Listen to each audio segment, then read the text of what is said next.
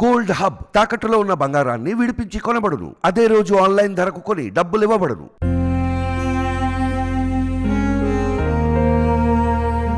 Welcome to మనం TV. నేను మహాలక్ష్మి. మక్కా మధ్యప్రాచ్యంలోని Saudi అరేబియాలోని ఒక నగరం. ఇస్లాం స్థాపకుడు మొహమ్మద్ జన్మస్థలం. ప్రతిరోజు 5 సార్లు ప్రార్థన చేసే ముస్లింలకు అత్యంత పవిత్రమైన నగరం మక్కా. ఏటా మక్కాను సందర్శించేందుకు లక్షలాదిగా తరలి వస్తూ ఉంటారు. మక్కా తీర్థయాత్రను ముస్లింలు పవిత్రంగా భావిస్తారు. పవిత్ర హజ్ యాత్రలో విషాదం నెలకొనింది.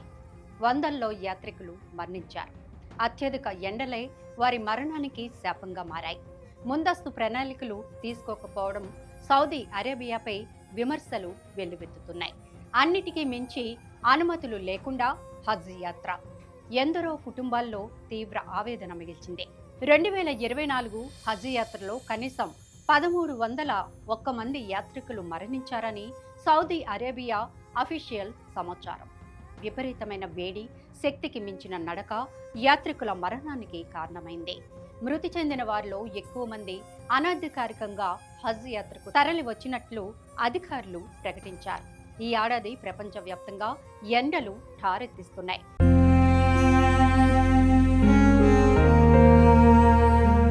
హజ్ యాత్ర 50 డిగ్రీలు దాటిన ఎండలు, వడగాల్పుల మధ్య సాగింది.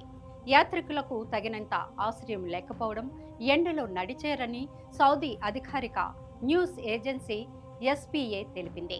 తీవ్ర అస్వస్థత కారణంగా కొందరు, వృద్ధాపం కారణంగా మరికొందరు చనిపోయారని వెల్లడించింది.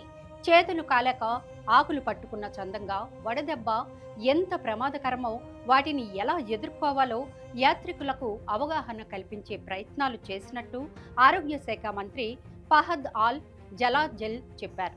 అనుమతులు లేకుండా వచ్చిన 1,40,000 మంది యాత్రికుల సహా దాదాపు 5 లక్షల మందికి ఆరోగ్య కేంద్రాలు చికిత్సని అందించాయని, ఇంకా మరికొంతమంది ఆసుపత్రుల్లోనే ఉన్నారని తెలిపారు.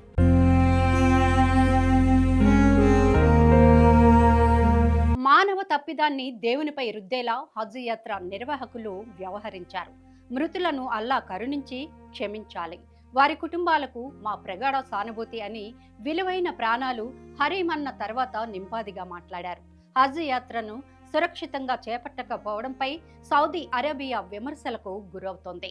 ప్రత్యేకించి నమోదు చేసుకొని యాత్రికులకు ఎయిర్ కండిషన్ టెంట్స్, అధికారిక హజ్ రవాణా సదుపాయాలకు అనుమతి లేకపోవడంపై విమర్శలు వస్తున్నాయి. మరోవైపు మక్కాలో ఉష్ణోగ్రతలు 51.8 డిగ్రీలకు చేరినట్టు సౌదీ అరేబియా వాతావరణ కేంద్రం తెలిపింది. హజ్ యాత్రకు వెళ్లి తమ పౌరులు ఎంతమంది చనిపోయారనే సంఖ్యను ప్రపంచ వ్యాప్తంగా ఆయా దేశాలు అందిస్తున్నాయి.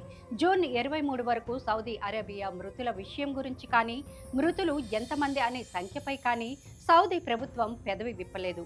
ఓ అరబ్ రాయబారిని ఊటంకిస్తూ ఏఎఫ్పి న్యూస్ ఏజెన్సీ సంస్థ 658 మంది ఈజిప్టీషియన్లు చనిపోయారని తెలిపింది.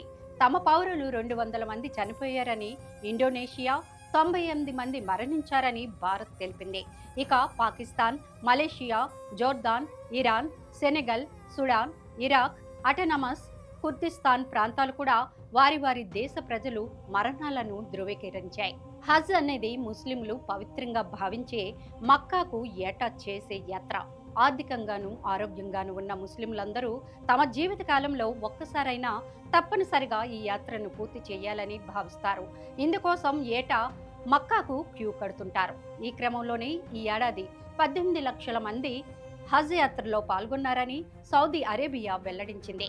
మక్కాకు అక్రమంగా యాత్రికులను పంపిన 16 పర్యాటక కంపెనీల లైసెన్సులను ఈజిప్టు ప్రధాని రద్దు చేస్తున్నట్లు ప్రకటించారు.